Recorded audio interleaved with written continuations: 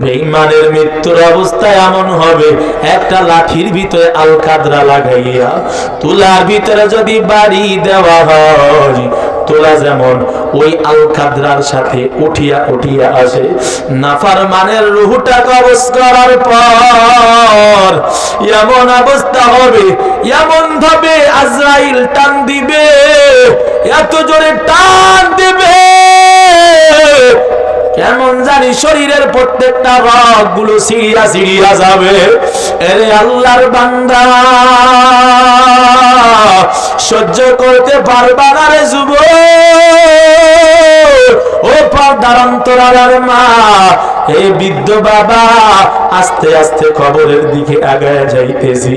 কি আমল নিয়া ওই কবরের দিকে রওনা হইলাম। ওই কবরের ভয় আমার মায়ার নবী কেমন কেঁদেছেন। এরে আল্লাহর বান্দা, ওই কবরের ভয় কত আল্লাহর বান্দারা কান্না করলো। এরে নবীর উম্মতের দল কবরের ভয়ে হযরতে উসমান কতই কান্না করলো। কবরের আযাবের ভয়ে আবু বকর কত কান্না করলো। কবরের ভয়ে হযরতে আলী কান্না করলো। কবরের ভয়ে হযরতে ওমর এত পরিমাণে কান্না করে। ওমর রাদিয়াল্লাহু তাআলা আনহু এত পরিমাণে কবর দেখলে কান্না করতেন। ওমরকে প্রশ্ন করা হয়, আপনি তো জান্নাতের সুসংবাদ পাইছেন, এরপরেও কেন এত কান্না করেন? ওমর ডাক দিয়া দিয়া বলতেন, আল্লাহ যদি বেজার হইয়া জান্নাতের টিকিটটা ক্যান্সেল করিয়া দেয়, আমি ওমর বড় ভয় পাই। দুনিয়ার ভিতর থেকে যদি একজন মানুষকে আল্লাহ জাহান্নামে দেয়, আমার মনে হয় আমি ওমরকেই জাহান্নামে পাঠাইয়া দিবে। আবার আমার আল্লাহর প্রতি এমন বিশ্বাস আছে, দুনিয়ার ভিতর থেকে সব মানুষ যদি জাহান্নামে পাঠাইয়া দেয়, একজনকে যদি নাজাত দিয়া দেয়, আমার বিশ্বাস হয় আমি ওমর হয়তো ওই জান্নাতি মানুষটা হইয়া যাব। এরে আল্লাহর গোলাম আবু বকর রাদিয়াল্লাহু তাআলা আনহু কবরের ভয়ে কেমন কান্নার আওয়াজ। আবু বকর রাদিয়াল্লাহু তাআলা আনহু জঙ্গলে যাইয়া, কিতাবের মধ্যে পাওয়া যায় হযরতে আবু বকর জঙ্গলে যাইয়া একটা ছড়ি হাতের ভিতরে নিয়া কান্না করে করে ডাক দিয়া কয়, রে ছড়ি, আজকে আমি আবু বকর না হইয়া যদি এই ছড়ি হইতাম, আল্লাহর দরবারে বিচারের কাঠ করাই দাঁড়ানো লাগতো না। আজকে আমি মানুষ হওয়ার কারণে আল্লাহর দরবারে বিচারের কাঠ করাই দাঁড়ানো লাগবে। এরে আল্লাহর গোলাম, বিচারের কাঠ গড়ায় দাঁড়াইলে আল্লাহর বিচারের কাঠ গড়া থেকে সওয়ালের জবাব দিয়া জান্নাত পাওয়াটা বড় কঠিন হইয়া যাবে। এরে আল্লাহর বান্দা, আবু বকর কান্না করে করে যখন এমন করে, এক পর্যায়ে আবু বকরকে নবী ডাক দিয়া কয়, ও আবু বকর, আপনি কেন এত কান্না করেন? আবু বকর ডাক দিয়ে কয়, নবী, আল্লাহ খুশি হইয়া জান্নাতের টিকিট আমাকে দিল, আবার না জানি আল্লাহ বেজার হইয়া জান্নাতের টিকিটটা ছিনাইয়া নাই। আমার জাহান্নাম যদি হইয়া যায়, ওই কবরের অবস্থা কেমন হবে? আপনি তো বয়ান করেছেন নাফরমানের কবরের ভিতরে একটা নয়, দুইটা নয়, 70 থেকে 99টা সাপ হাজির হইয়া যাবে। জাহান্নামী ওই কবরের ভিতরে 70 থেকে 99টা সাপ হাজির হইয়া যাবে। মায়ার নবী বলেন, ওই সাপের কেমন পাওয়ার জানো? দুনিয়ার সাপে কামড়াইলে, ওজা দ্বারা ছাড়াইলে বিষ নামার সম্ভাবনা আছে। আর জাহান্নামের সাপের কেমন পাওয়ার? একবার যদি দুনিয়ার ভিতরে একটা সাপ যদি মুখটা বাহির করিয়া একটা নিঃশ্বাস ছাড়তো, দুনিয়া জ্বলিয়া তামা হইয়া যাইত, একটা উদ্ভিদ জন্মাইতে পারত না। এরে আল্লাহর গোলাম, নাফরমানের কবরের ভিতরে 70 থেকে 99টা সাপ হাজির হয়ে যাবে। আর নাফরমানকে দংশন করতে থাকবে। এরে আল্লাহর গোলাম, সহ্য করতে আপনিও পারবেন না, আমিও সহ্য করতে পারবো না। আরে আল্লাহর বান্দা, নবী ডাক দিয়ে কয় জাহান্নামের আগুন কেমন কঠিন হবে।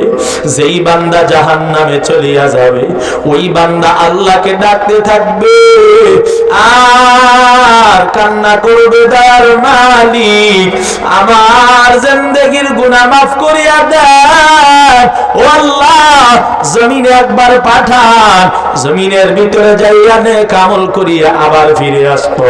আল্লাহর ওই বান্দারা বলতে থাকবে রব্বানা আবসারনা ওয়া সামি'না ফারজি'না না'মাল সালিহান ইন্না মুকিনুন। আল্লাহকে ডাক দিয়া দিয়া বলবে রব্বানা, ও আমাদের রব, আবসারনা আমরা তো দেখলাম, ওয়া সামি'না আমরা তো শুনলাম, এতদিন হুজুরদের বয়ান শুনিয়া শুনিয়া কাজ হয় নাই, কবরে যাওয়ার পরে নাফরমান বলবে, নবীদের আলোচনায় কাজ হয় নাই, নাফরমানেরা বলতে থাকবে বুঝা হইয়া গেছে, আয় আল্লাহ জাহান্নামের আযাব দেখা হইয়া গেছে, সুতরাং আর দেখতে চাই না, আর সহ্য করতে পারি না, ও আল্লাহ আবার জমিনে পাঠায়া দাও। নাফরমান চিল্লা চিল্লা বলতে থাকবে ফারজি'না, জমিনে একবার পাঠাইয়া দাও, জমিনে যাইয়া নেক আমল করিয়া এরপরে আবার ফিরে আসবো। আল্লাহ, ও আল্লাহ একবার পাঠাও। আল্লাহ বলবে না না, আমার পরীক্ষা একবার। এ যুবক ভাইয়েরা, এসএসসি পরীক্ষা দিছো, একবার দেওয়ার পর ফেল করছে, দ্বিতীয়বার আরেকবার সুযোগ দেওয়া হয় কি হয় না? দুনিয়ার পরীক্ষায় ফেল করলে সুযোগ দেওয়া হয়, কিন্তু আখিরাতের পরীক্ষায় কেউ যদি ফেল করিয়া বসে আর দ্বিতীয়বার জমিনে আসা যাবে না, আর জিন্দেগিতে এই দুনিয়ার ভিতরে আসতে পারবো না। আরে আল্লাহর গোলাম, ওই কবরের ভিতরে আযাব শুরু হইয়া যাবে, সহ্য করতে কেউ পারবে না রে আল্লাহর গোলাম। সুতরাং ওই আযাব থেকে যদি বাঁচতে চাও, ওই আল্লাহর আগুন থেকে যদি বাঁচতে চাও, হে আল্লাহর বান্দারা নামাজ ছাড়িও না, আল্লাহর গোলামি ছাড়িও না। আল্লাহ বলেন, হে দুনিয়ার মানুষ, দুনিয়াতে তোমাকে পাঠাইছি নির্দিষ্ট একটা সময় দিয়া, যখন ওই সময়টা শেষ হয়ে যাবে, এক সেকেন্ড এদিকেও যাবে না, এক সেকেন্ড ওদিকেও যাবে না, মরাই লাগবে। হাজার চেষ্টা করলেও দুনিয়াতে তোমাকে কেউ রাখতে পারবে না। পারবে? সম্ভব? একজন ব্যক্তি যদি জেলের ভিতরে চলে যায়, জেল থেকে জামিনের জন্য নিম্ন আদালত, ম্যাজিস্ট্রেট কোর্ট যাকে বলি আমরা, ম্যাজিস্ট্রেটের কাছে গিয়ে আপনি সাবমিট করলেন, জামিন দিল না, ক্যান্সেল করে দিল, ওই কাগজগুলো আবার তোলার পরে একটু উচ্চ আদালতে দেওয়া হয়, যেমন অতি 2, মানে জজ তো প্রধান একজন এবং ওনার সহকারী কয়েকজন জজ আছে, আপনার লালমনিরহাটেও আছে। তো মূল জজের নিচেই যেই জজগুলো আছে ওদেরকে অতি 2 বলা হয়। তাদের কাছে দিল, জামিন দিল না, এবার দেয় অতি 1, সেও জামিন দিল না। আত্মীয় স্বজন কি বসে থাকে? বলেন, জামিনের জন্য এবার কাগজপাতি উঠাইয়া, আর এদিকে হবে না, এবার চলে যায় হাইকোর্টে। হাইকোর্টের ভিতরে এরকম বেঞ্চ আছে, নিম্ন বেঞ্চ এবং উচ্চ বেঞ্চ। জামিন ধরতে ধরতে দেখা যায় হাইকোর্টও যদি জামিন না দেয়, পরের ধাপে যায় সুপ্রিম কোর্ট। যে কোনো এক জায়গায় না এক জায়গায় গিয়ে জামিন মিলে যায়, ঠিক কিনা? আল্লাহ তাআলা এমন একটা ঘর আমার আপনার জন্য বানায়েছেন, যে ঘরে আমাকে আপনাকে ইচ্ছা থাকলেও যাওয়া লাগবে, না থাকলেও যাওয়া লাগবে, রাজা হইলেও যাওয়া লাগবে, প্রজা হইলেও যাওয়া লাগবে, ক্ষমতাধার হইলেও যাওয়া লাগবে, আবার ক্ষমতা ফিউজওয়ালা হইলেও যাওয়া লাগবে। খাটো মানুষকেও যাওয়া লাগবে, লম্বা মানুষকেও যাওয়া লাগবে, সুন্দর মানুষও যাবে, অসুন্দর মানুষগুলোও যাবে, নারীও যাবে, পুরুষও যাবে, বেঈমানও যাবে, ইমানদারও যাবে। ঠিক কিনা?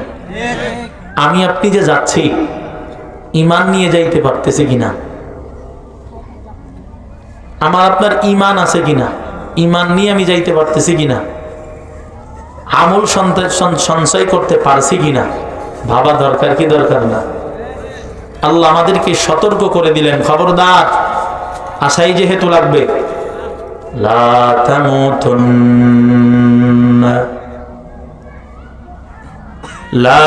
তামুতুন্না ইল্লা ওয়া আনতুম মুসলিমুন। আমার দরবারে আশাই লাগবে, মরণ বরণ করা লাগবে, দুনিয়ার কেউ তোমাকে রাখতে পারবে না।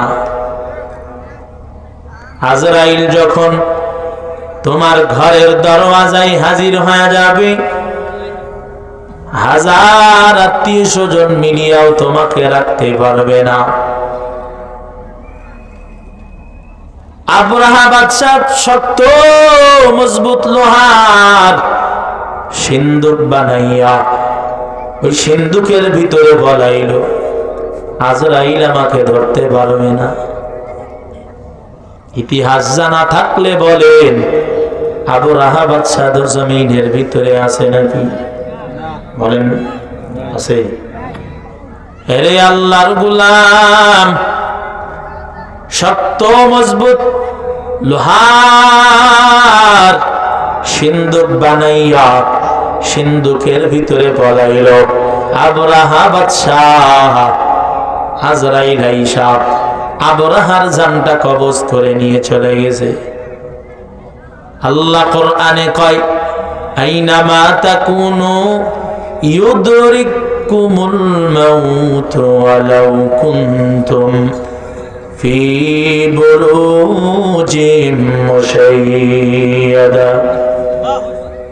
হে জমিনের মানুষ, ভালো করে শুনে নাও, আবরাহার মতো যদি শক্ত মজবুত লোহার ভিতরে পালাও, পাথর ফাড়িয়া তার ভিতরে পালাও, কেউ তোমারে রাখতে পারবে না। জমিন তোমাকে ছাড়াই লাগবে, মরণ বরণ করাই লাগবে। সাদ্দাত জান্নাত বানাইয়া আল্লাহর সাথে চ্যালেঞ্জ দিল, আমি আল্লাহর জান্নাতে যাব না। জমিনের ভিতরে নিজে জান্নাত বানাইয়া এত সুন্দর সুন্দর ভাবে জান্নাতটাকে সাজাইল। জান্নাতটা সাজাইয়া বড় বহর নিয়া জান্নাত উদ্বোধনের জন্য যায়। এরে আল্লাহর গোলাম, জান্নাত উদ্বোধনে যায়। সাদ্দাত যখন জান্নাতের গেটের কাছে পৌঁছায় গেছে, হঠাৎ একজন জীর্ণ শীর্ণ মানুষ সুরাত নিয়া সাদ্দাতের ঘোড়ার পাশে দাঁড়াইয়া গেছে। ঘোড়াকে চেষ্টা করে ডানে নেওয়ার, বামে নেওয়ার, ঘোড়া ডানেও যায় না, বামেও যায় না। সাদ্দাত অনেকক্ষণ চেষ্টা করার পর ডাক দিয়া দিয়া কয়, আমার ঘোড়ার সামনে থেকে সরে যাও। কে তুমি বলো?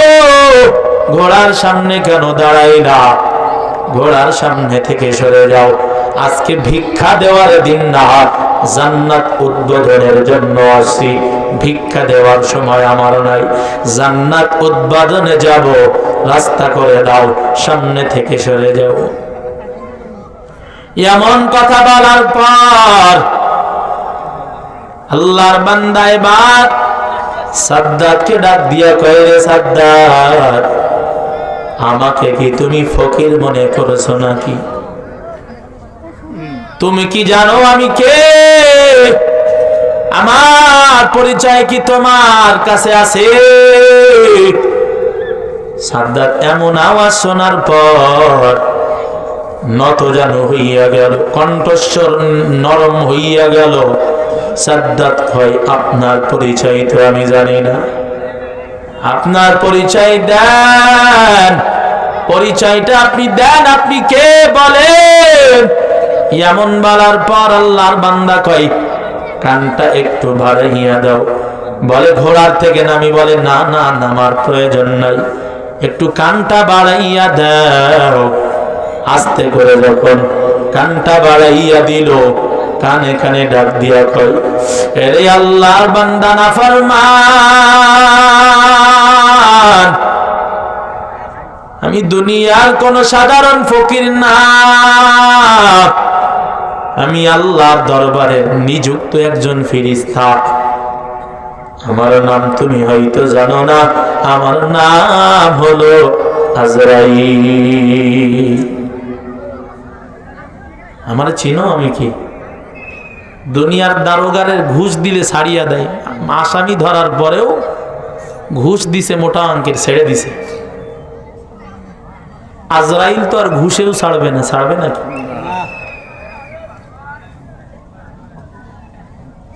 আল্লাহ কয়েক সেকেন্ড সময় দেওয়া হবে না, সময় শেষ হওয়ার সাথে সাথেই জমিন ছাড়তে হবে, এক সেকেন্ড সময় বেশিও দেওয়া হবে না। সাদ্দাত যখন পরিচয় পাইল, আজরাইল যখন পরিচয় শোনায় দিল, আমার নাম আজরাইল। সাদ্দাত এবার কয় আমার সামনে যেহেতু আসছো, আমার বুঝি আর সময় বাকি নাই, তবে এতটুকু অনুরোধ করিয়া বলি, এতটুকু সময় আমাকে দেন, একটু জান্নাত এত কষ্ট করে বানাইলাম, এই জান্নাতের ভিতরে আমি একটু ঢুকবো, জান্নাতটা একটু দেখিয়া আমার জানটা কবজ করিয়া নিবা, কোনো আফসোস থাকবে না। এরে আল্লাহর বান্দা, এত সুন্দর ভাবে জান্নাত সাজাইল, অনুরোধ করিয়া বলে আমাকে একটু জান্নাতে যাইতে দাও, জান্নাত দেইখা আমার জান কবজ করলে আফসোস থাকবে না। আজরাইল আল্লাহকে ডাক দিয়া কয় ও দয়ার মালিক, সাদ্দাত সময় চাই, কি করা যাবে? আজরাইল তুমি সাদ্দাতের জানটা কবজ করো, দেরি করা যাবে না, কারণ এই সাদ্দাত হলো সেই সাদ্দাত। তুমি কি সাদ্দাত রে চিনছো? আজরাইল কয় চেনা চেনা লাগে, তবু অচেনা, আমি তো তেমন কিছু চিনতে পারি না, তবে মনে হয় আমি এই সাদ্দাতকে আগেও কোথাও দেখছি। আল্লাহ ডাক দিয়া কয় স্মরণ করো ওই দিনের কথা, যেই দিন এক জাহাজের ভিতরে করিয়া অনেক মানুষ রওনা হয়ে গেল, আমি আল্লাহ কুদরতি ভাবে জাহাজটা ডুবাইয়া দিলাম। জাহাজের ভিতর এক অন্তঃসত্ত্বা নারী ছিল, ওই নারীটারে আমি একটা তক্তার উপরে ভাসাইয়া দিলাম। তক্তার উপরে একটা বাচ্চা প্রস্রাব করার পর আমি আল্লাহ ওই নারীটাকেও নদীর ভিতরে ফেলাইয়া দিলাম। বাচ্চাটারে আস্তে আস্তে আমি নদীর ঢেউ বাড়াইয়া তক্তায় বাড়ি লাগাইয়া ওই তক্তাটা নদীর কিনারায় পৌঁছাইয়া দিলাম। একটা বাঘিনী বাচ্চা মারা যাওয়ার কারণে দুধের যন্ত্রণায় ছটফট ছটফট করতেছিল, এদিকে ওদিকে হাঁটা চলা করতেছিল, খাবারের সন্ধান, এদিকে দুধের যন্ত্রণা। আমি আল্লাহ ওই বাঘিনীর পায়ের মাঝখান দিয়া তক্তাটা ঢুকাইয়া বাঘিনীর দুধের যন্ত্রণা মিটানোর জন্য আমি সাদ্দাতের মুখের ভিতরে ওই বাঘিনীর দুধ তুলে দিয়েছিলাম। বাঘের দুধ টান দিয়া দিয়া যখন সাদ্দাত খাইল, ওই বাঘের মহাব্বত সাদ্দাতের প্রতি ঢুকিয়া গেল। আমি আল্লাহ মারে জাহাজের ভিতর থেকে ফেলাইয়া নদীর ভিতরে মারিয়া সন্তানটারে বাঁচাইয়া আমি বাঘের দুগ্ধ খাওয়াইয়া আস্তে আস্তে বড় করিয়া দিলাম। আজকে সেই সাদ্দাত টাকার মালিক, এত টাকার মালিক হইয়া আমি আল্লাহর জান্নাতে যাবে না বইলা চ্যালেঞ্জ জানাইয়া দিল। দুনিয়াতে জান্নাত বানাইলো, আমার জান্নাতে যাবে না। আমি এত ইহসান তারে করেছি, এত ইহসান আমি তার প্রতি করেছি, শুকরিয়া আদায় করা যেমন তেমন আমি আল্লাহর সাথে নাফরমানি শুরু করলো। এরে আজরাইল, এক সেকেন্ড সময় দেওয়া যাবে না, একটা সেকেন্ড সময় দেওয়া যাবে না, তুমি তার জানটা কবজ করিয়া ফেলাও। আজরাইল কয়, রে বেঈমান, পরিচয় এতক্ষণ ছিল না, পরিচয় পাইয়া গেছি, আর সেকেন্ড সময় দেওয়া যাবে না। হাতে ধরি পায়ে ধরি কইরা সাদ্দাত কয়, আমাকে একটু সুযোগ দাও, আমি একটু জান্নাতের ভিতরে মাথাটা ঢুকাইয়া ডান দিকে একবার তাকাইব, বাম দিকে একবার তাকাইয়া আমি শুধু একটু দেখবো, দেখা হইলে মরণ দিও। আল্লাহর আজরাইল ডাক দিয়া কয়, না না, আর সময় দেওয়া যাবে না, কারণ তুমি বলো না ফরমান, আমার আল্লাহর সাথে চ্যালেঞ্জ দিয়া এই জান্নাত বানাইলা, আমার আল্লাহ জানাইছে একটা নজরে তোমাকে জান্নাত দেখতে দেওয়া হবে না। এরে আল্লাহর বান্দা, বুঝে শুনে জবাব দেন, সাদ্দাত কি জান্নাত দেখতে পারছেনি? এক সেকেন্ড সময় বেশি পাইছে, তাও পাই নাই। এরে আল্লাহর গোলাম, এজন্য মরাই লাগবে, মরণ থেকে কেউ পালাইতে পারবা না রে বাবা, মরণ থেকে যতই পালাও মরণ তোমায় লইবে ঘিরি। যদিও সদর আকাশ পানে লোকাও সেথায় লাগিয়েছি, যতই চেষ্টা করো এক সেকেন্ড সময় দেওয়া হবে না, মরণ বরণ যেহেতু করাই লাগবে, আল্লাহ রাজি কইরা ওই মরণের বিছানায় যদি শুইতে পারেন, আপনার আমার কোনো ভয় নাই, আপনার আমার কোনো টেনশন নাই রে ভাই। আর যদি নাফরমান হইয়া যায়, দুনিয়াও বেইজ্জতি, আখিরাতেও বেইজ্জতি হওয়া লাগবে। এরে আল্লাহর বান্দা, এজন্য আমার আল্লাহ কয়, ইয়া আইয়ুহাল্লাযীনা আমানু ইত্তাকুল্লাহা হাক্কা তুকাতিহি ওয়ালা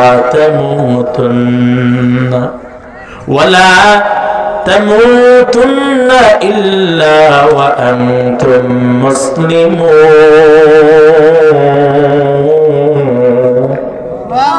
আল্লাহ তাআলা কয়, হে দুনিয়ার বান্দা, আল্লাহ তাআলা আমাদেরকে বারবার ডাক দিয়া দিয়া কয়, ইয়া আইয়ুহাল্লাযীনা আমানু, হে দুনিয়ার ঈমানদারেরা,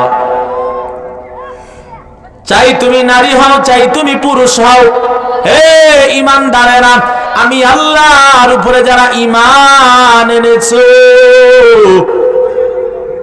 ঈমান যারা আল্লাহর উপরে এনেছো, ইত্তাকুল্লাহ, ওই আল্লাহকে ভয় করো। কাকে ভয় করো?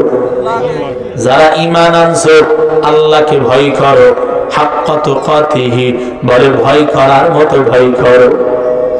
আমি আল্লাহ যেমন, আমি আল্লাহরে ভয় করো তেমন। দুনিয়ার মানুষ পুলিশে কেমন ভয় পাই? বলে পুলিশ এখন ভয় পাই না, এর আগে তো পাইতো, ঠিক কিনা? একজন পুলিশে দুনিয়ার মানুষ ভয় পায়, কারণ জানে তার কাছে ক্ষমতার চাবিকাঠি আছে। একজন মানুষ পুলিশের থেকে র্যাবরে বেশি ভয় পায়, কই কুরাসে দেয় খালি, ঠিক কি ঠিক না? তার থেকে বেশি ভয় পায় একজন বিচারককে, কারণ বিচারক চাইলেই তার ফাঁসিও দিতে পারে, চাইলে তাকে যাবজ্জীবনও দিতে পারে, ছেড়েও দিতে পারে, ঠিক কি ঠিক না? ঠিক অনুরূপ ভাবে বিচারকের ভয় মানুষের ভিতরে পুলিশের থেকে, র্যাবের থেকে বেশি না কম? বেশি, কারণ তার পাওয়ার জানে, এজন্য তাকে ভয় পায়। আল্লাহ কয়, আমি যেমন আমাকে ভয় করো তেমন। আল্লাহ কেমন? বিচারকের থেকে পাওয়ার কম না বেশি? বিচারকের পাওয়ার কেমন? বলে এই প্যান্ডেলের বাহিরে কি হয় কিছুই বলতে পারবে না। আমি আপনি পাই এই পর্দার বাহিরে কি হয় এটা কি আমি আপনি বলতে পারবো, দেখতে পাই? এই ক্ষমতা আমার আপনার নাই। বিচারকের ক্ষমতা আমারও যেমন ক্ষমতা, চোখের পাওয়ার যেমন, কি বিচারকের কি এর থেকে বেশি পাওয়ার নাকি? এইরকমই, সেও তো মানুষ। তো বিচারকের পাওয়ার এমন, পর্দার আড়ালে কি হয় এই খবর বিচারক বলতে পারে না। আমার আল্লাহর পাওয়ার কেমন? রাইসুল মুফাসসিরিন আব্দুল্লাহ ইবনে আব্বাস রাদিয়াল্লাহু তাআলা আনহু বলেন, আমার আল্লাহর পাওয়ার এমন, 7 সমুদ্র 13 নদীর নিচে যদি একটা কালো পাথরের উপর একটা কালো রঙের পানির পোকা যদি হাঁটা চলা করে, দুনিয়ার কোন মানুষ জানবে না রে ভাই, কেউ জানতে পারবে না। কিন্তু আমার আল্লাহর পাওয়ার এমন, আমার আল্লাহ ওই ছোট্ট প্রাণী, ছোট্ট পানির প্রাণীটা, কালো পিপিলিকার মতো প্রাণীটা 7 সমুদ্র 13 নদীর নিচে আস্তে আস্তে কদম বাড়াইয়া বাড়াইয়া সামনের দিকে চলে। আমার আল্লাহ ওই প্রাণীকেও দেখতে পায়, শুধু দেখতেই পাই না, বলে তার পায়ের ওই ছোট্ট ছোট্ট পায়ের আওয়াজ আমার আল্লাহর কুদরতি কানে গিয়ে বাড়ি দেয়। কাদের কুদরত দারি বর কামাল, أنت ربي أنت حسبي ذو الجلال, तू ही قادर जलीलुल्लाह जहादत, बहर हाल है तू ही मेरा निगाहदार। ক্ষমতা আছে না নাই? এরে আল্লাহর গোলাম, আমার আল্লাহর ক্ষমতা কেমন? আমার আল্লাহর ক্ষমতা দুনিয়ার মানুষের থেকে অনেক অনেক অনেক গুণের বেশি। আমার দুনিয়ার মানুষের ক্ষমতা যেখানে শেষ, আমার আল্লাহর ক্ষমতা ওখান থেকে শুরু। এই জন্য আমার আল্লাহ ডাক দিয়া কয়, হে গোলাম খবরদার, আমি আল্লাহকে ভয় পাও। দুনিয়ার বিচারকের থেকে বেশি না কম? দুনিয়ার বিচারককে ভয় পাইয়া ইয়াবা ফ্যান্সি ডিল বিচারকের সামনে নেই না। আমার আল্লাহ ডাক দিয়ে কয়, রে গোলাম, আমি আল্লাহ তোর বিচারকের থেকে বড় দামি বিচারক, অথচ আমি আল্লাহর সামনে তুমি সব সময় আছো। আমার সামনে থেকে এক সময়ের জন্য তুমি নিজেকে আড়াল করতে পারবা না, অথচ সে আল্লাহর ভয় আমার ভিতরে নাই, আপনার ভিতরে নাই। আল্লাহর ভয় যদি থাকতো কোন মানুষ গুনাহ করতে পারতো না রে আল্লাহর গোলাম। আল্লাহর ভয় যদি থাকতো কোন মানুষ খাদ্যে ভেজাল দিতে পারতো না।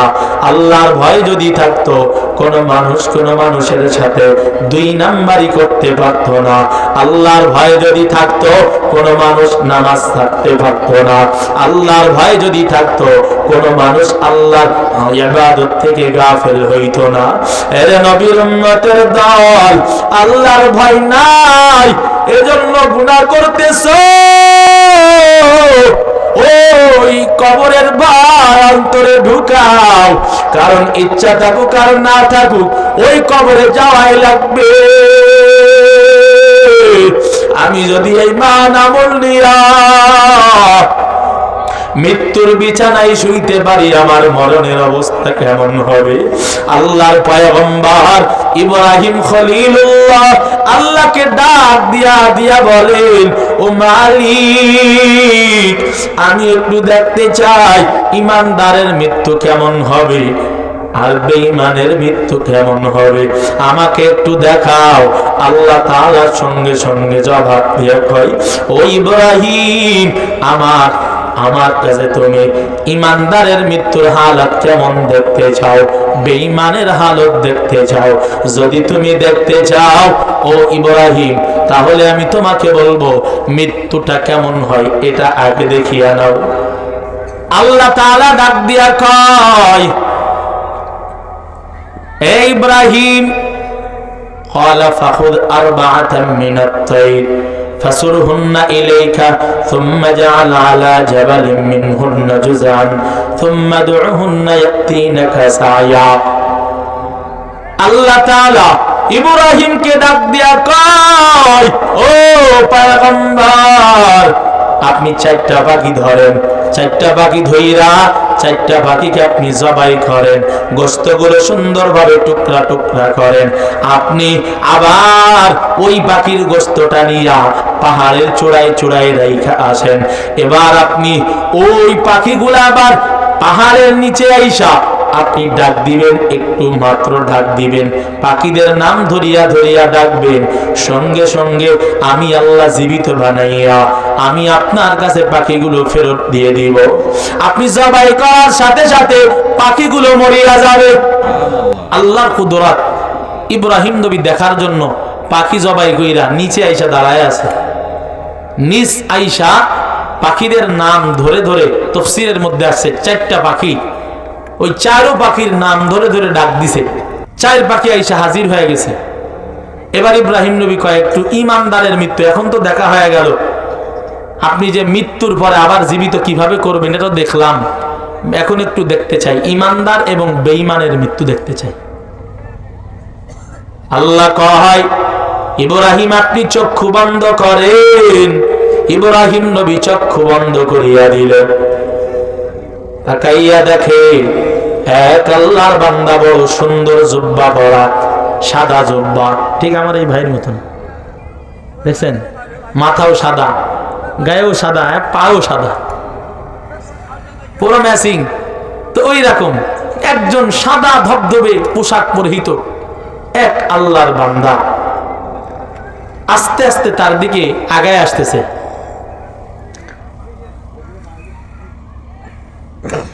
উনি তাকে দেখে বড় খুশি হয়ে গেছে, হাই হাই কি সুন্দর মানুষ। যত কাছে আসে তত সুঘ্রাণ বাড়িয়া যায়, তত সুঘ্রাণে মুখরিত হয়ে যায়, আত্মহারা হয়ে যায়। হাই হাই এত সুন্দর মানুষ, চেহারা দেইকা, পোশাক দেইকা, সুঘ্রাণ সুইকা একেবারে পুরো আত্মহারা হয়ে গেছে।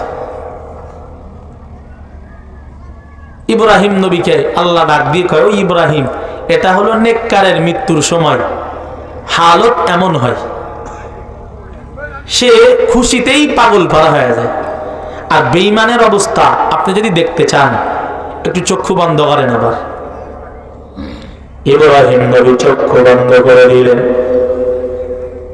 ইব্রাহিম নবী চক্ষু বন্ধ করার পর আল্লাহ এবারে দেখাই, ইব্রাহিম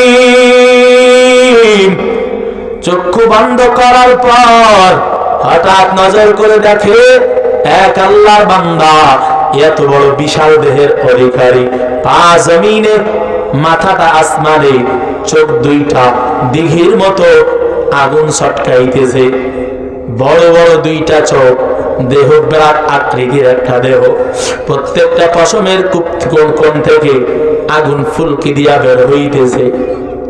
এমন অবস্থা দেখা ইব্রাহিম পয়গম্বর সঙ্গে সঙ্গে বেহুশ। ইব্রাহিম নবী বেহুশ হইয়া যাওয়ার পর আমার আল্লাহ হুশে আনছে।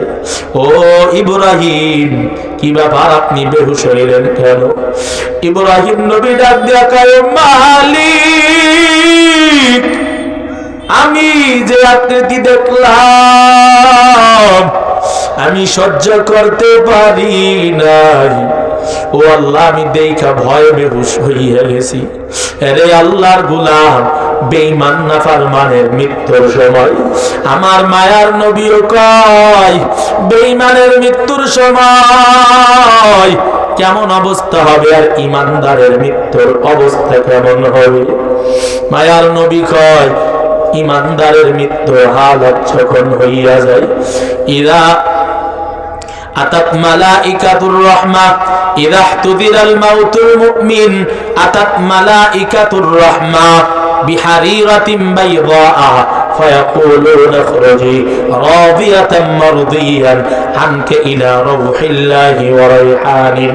মায়ার নবী বলেন, ইমানদারের মৃত্যুর সময় আমার আল্লাহ আসমান থেকে একদল রহমতের ফিরিস্তা পাঠায়, যাও চলিয়া যাও, ইমানদারের বাসায় চলিয়া যাও। রহমতের ফিরিস্তারা আইসা, নূরের ফিরিস্তারা আইসা আল্লাহর বান্দার চতুর্পার্শ্বে বসিয়া যায়, আর ডাক দিয়া দিয়া কয় ভয় নাই, কোনো টেনশন নাই। আল্লাহর বান্দাকে জান্নাতের সুসংবাদ দিয়া দেয়, ও আল্লাহর গোলাম, তুমি যে আমল করেছো আমার আল্লাহ তোমার প্রতি খুশি। তুমি যেমন জমিনের ভিতরে আমার আল্লাহর উপরে খুশি ছিলা, আল্লাহ তোমার জন্য জান্নাতের সুসংবাদ দিয়া আমাদেরকে পাঠাইছে। নবী বলেন একটা সবুজ রঙের রুমাল তার সামনে তুলে ধরা হবে, তার চোখের সামনে একটা সবুজ রঙের রুমাল যখন তুলে ধরা হবে, সঙ্গে সঙ্গে তার রূহ পাখিটা একটা সবুজ পাখির ন্যায় ধারণ করিয়া দেহের ভিতর থেকে বাহির হইয়া ওই সবুজ রুমালের ভিতরে চলিয়া যাবে। আর ফিরিস্তারা ওই রুমাল সুন্দর করে মোড়াল দিয়া, সুন্দর করে মোড়া দিয়া আস্তে করিয়া আসমানের দিকে নিয়ে রওনা দিবে। রওনা দিতে দিতে আসমানের দরওয়াজায় যখন হাজির হয়ে যাবে, আসমানের দরওয়াজায় রহমতের ফিরিস্তারা যাইয়া ঠকঠকানির আওয়াজ যখন দিবে, আসমানের প্রথম আসমানের ফিরিস্তারা ডাক দিয়া দিয়া বলবে, তোমরা কে, কেন আসমানের দরওয়াজায় নাড়া দিলা? আল্লাহর ফিরিস্তারা ডাক দিয়া দিয়া বলবে, আমরা আল্লাহর ফিরিস্তা কোথায় গিয়েছিলাম? অমুক বান্দার জান কবজ করার জন্য গিয়েছিলাম। ডাক দিয়া বলা হবে, বলো এই বান্দার উপরে কি আমার আল্লাহ খুশি? ওই সময় রহমতের ফিরিস্তারা ডাক দিয়া বলবে, আমার আল্লাহ এই বান্দার উপরে এমন খুশি জানো, আমার আল্লাহ ডাক দিয়া কইছে আল্লাহর কাছে নিয়ে যাওয়ার জন্য। বলে আল্লাহর হুকুম আছে কিনা? বলে আল্লাহ নিজেই বলছে নেওয়ার জন্য। এবার ডাক দিয়া বলবে, আসো। সঙ্গে সঙ্গে আসমানের দরওয়াজা ফতিহাত লাহু আবওয়াবুস সামা, আসমানের দরওয়াজা খুলিয়া যাবে, আল্লাহর বান্দাকে নিয়ে যাওয়া শুরু করবে। নবী বলেন যেমন ভাবে প্রথম আসমানের ভিতরে বলা হইল, দ্বিতীয় আসমানে এমন হবে, আল্লাহর ফেরেশতারা বলবে তাকে আসার জন্য অনুমতি আছে কিনা? বলবে হ্যাঁ। বলবে ঠিক আছে আসো। তৃতীয় আসমান, চতুর্থ আসমান, এমন করতে করতে তার রূহটা নিয়ে চলে যাবে। আরে আল্লাহর বান্দা আর বেঈমানের মৃত্যুর সময় যখন হবে, ইদা হাদারাল মাউতুল কাফির আতাত মালাইকাতুল আযাব। মায়ার নবী বলেন যখন বেঈমান নাফরমানের মৃত্যু হাজির হবে, একদল আযাবের ফেরেশতারা হাজির হইয়া যাবে। আযাবের ফেরেশতারা ওই নাফরমানের বাসায় হাজির হয়ে যাবে। নাফরমানের বাসায় হাজির হইয়া বেষ্টন করে বসে যাবে, তার চতুর্পার্শ্বে বসে যাবে। নবী বলে নাফরমানের রূহটা বের হতে চাইবে না। ফেরেশতারা ডাক দিয়ে বলবে, উখরুজি, বের হয়ে আয়, আলাইকা ইলা আযাবিল্লাহি আযজা ওয়া জাল্লা। আমার আল্লাহর আযাবের সুসংবাদ নাও। আমার আল্লাহ তোমার প্রতি খুশি না, যেমন তুমি আল্লাহর উপরে খুশি না। তুমি যেমন নাফরমান, দুনিয়াতে নাফরমানি করিয়া করিয়া চলছো, আল্লাহ তোমার প্রতি খুশি না, আল্লাহ তোমার প্রতি বেজার। তুমি যেমন আল্লাহর বেজার করেছো, বের হয়ে আয়, আযাবের সুসংবাদ নিয়ে নে। এমন বলার পর আত্মা ভয় আর বের হইতে চাইবে না। 360 জোড়ার ভিতরে পালানো শুরু করবে। ফেরেশতারা চাপা শুরু করিয়া দিবে। চাপতে চাপতে এমন অবস্থা হইয়া যাবে, মায়ার নবী বলেন একটা জ্যান্ত বকরির গায়ের ভিতর থেকে যদি চামড়া ছিঁড়ে নেওয়া হয়, নাফরমান বেঈমান তার জানটা কবজ করার সময় এর থেকে মারাত্মক কষ্ট, এর থেকে মারাত্মক কঠিন নাফরমান চিল্লাইতে থাকবে আর বলতে থাকবে, আমাকে বাঁচাও, আমাকে বাঁচাও। সবাইকে বলতে থাকবে বাঁচাও, কেউ তার কণ্ঠের আওয়াজ শুনতে পাবে না। এরে আল্লাহর গোলাম, এক পর্যায়ে অবস্থা এমন হইয়া যাবে, নবী বলেন 360 জনার ভিতরে পলাইয়া যখন আর পলাইতে পারবে না, এক পর্যায়ে তার রূহটা টান দিয়ে বের করে নিয়ে নিবে। এরে আল্লাহর গোলাম, কেমন অবস্থা হবে? চরমনার জমিনে ঘুমান্ত সৈয়দ ইসহাক রাহমাতুল্লাহ আলাইহি বয়ানের ভিতরে বলতেন, বেঈমানের মৃত্যুর অবস্থা এমন হবে, একটা লাঠির ভিতরে আল কাদরা লাগাইয়া তুলার ভিতরে যদি বাড়ি দেওয়া হয়, তোলা যেমন ওই আল কাদরার সাথে উঠিয়া উঠিয়া আসে, নাফরমানের রূহটা কবজ করার পর এমন অবস্থা হবে, এমন ভাবে আজরাইল টান দিবে, এত জোরে টান দিবে, কেমন জানি শরীরের প্রত্যেকটা রগ গুলো সিঁড়িয়া সিঁড়িয়া যাবে। এরে আল্লাহর বান্দা, সহ্য করতে পারবা না রে যুবক, ও পর্দার অন্তরালের মা, এই বৃদ্ধ বাবা আস্তে আস্তে কবরের দিকে আগায় যাইতেছি, কি আমল নিয়া ওই কবরের দিকে রওনা হইলাম। ওই কবরের ভয় আমার মায়ার নবী কেমন কেঁদেছেন। এরে আল্লাহর বান্দা, ওই কবরের ভয় কত আল্লাহর বান্দারা কান্না করলো। এরে নবীর উম্মতের দল কবরের ভয়ে হযরতে উসমান কতই কান্না করলো।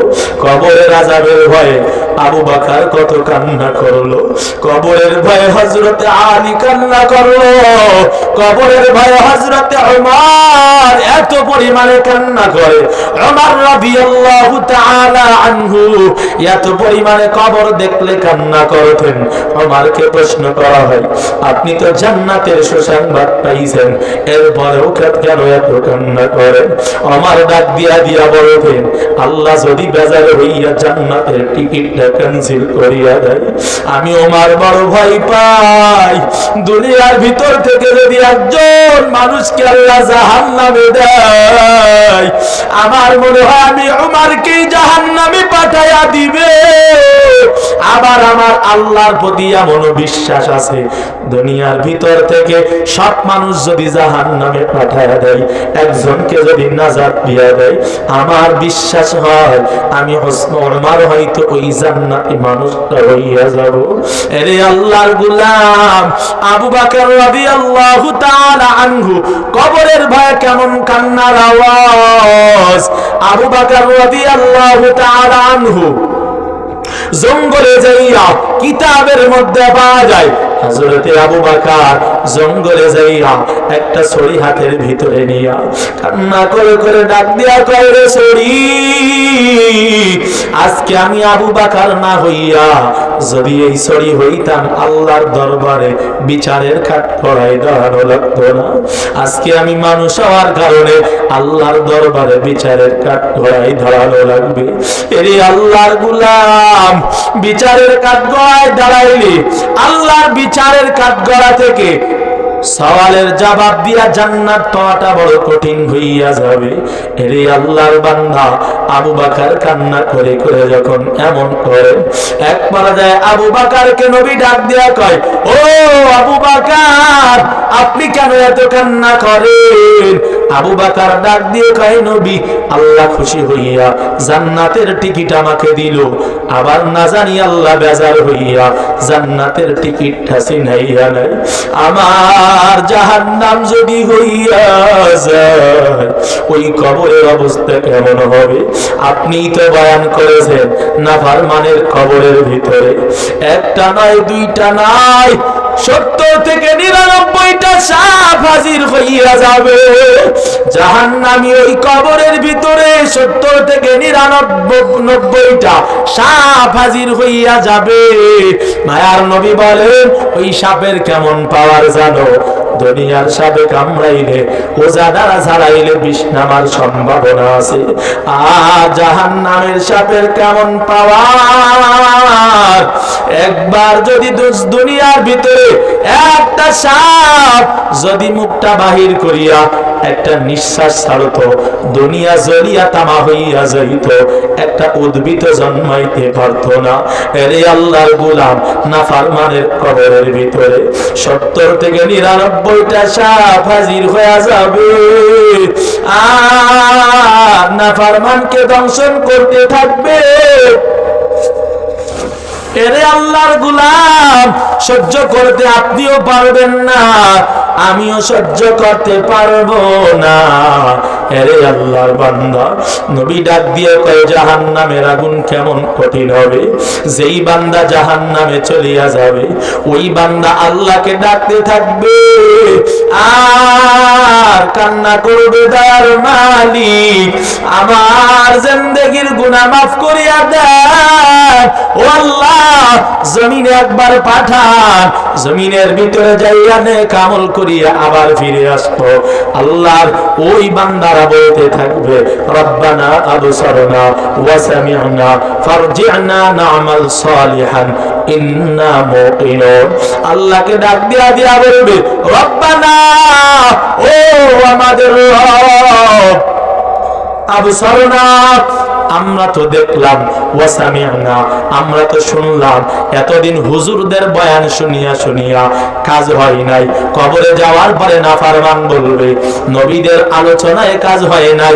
নাফরমানেরা বলতে থাকবে বুঝা হইয়া গেছে, আয় আল্লাহ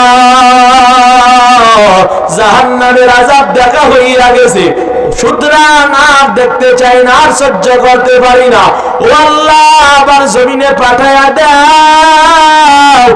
নাফরমান চিল্লা চিল্লা বলতে থাকবে ফারজি'না, জমিনে একবার পাঠাইয়া দাও, জমিনে যাইয়া নেক আমল করিয়া এরপরে আবার ফিরে আসবো। আল্লাহ, ও আল্লাহ একবার পাঠাও।